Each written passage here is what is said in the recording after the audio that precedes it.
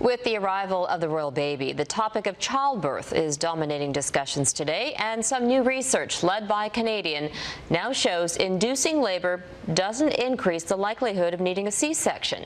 Our global national health specialist, Dr. Ali Zetner, joins us now. So why is there this impression that inducing labor inevitably leads to a C-section? So I think in the past we had all these observational studies that showed that an induction of labor at 39 weeks or beyond caused an increased risk of needing a C-section. And these were purely sort of observational cohort studies. But this study, a Canadian one published in the British Journal of Obstetrics and Gynecology last week, was actually a randomized controlled trial. So it was actually a meta-analysis of 37 different trials. 6,000 women roughly in each group showed a 17% rate of C-section in women who were induced, 20% rate of induction of C-sections in women who weren't induced. So why is that? We're not sure why the lower rates, 100%, but the good take-home message is to reassure women that if you are being induced, that your rate of C-sections is not going to increase.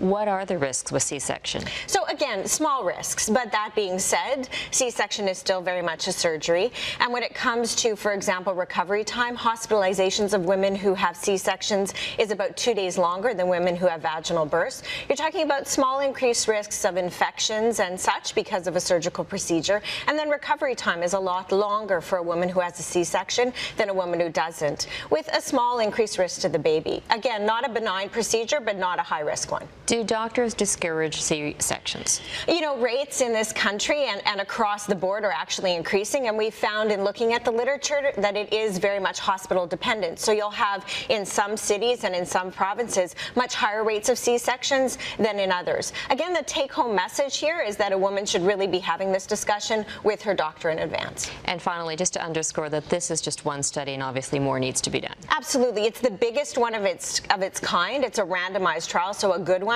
100%, and something I think that as Canadians we can be proud of because it's a Canadian study, but I think it's a wonderful jumping off point for other studies down the road. All right, Dr. Ali, thanks so much. You.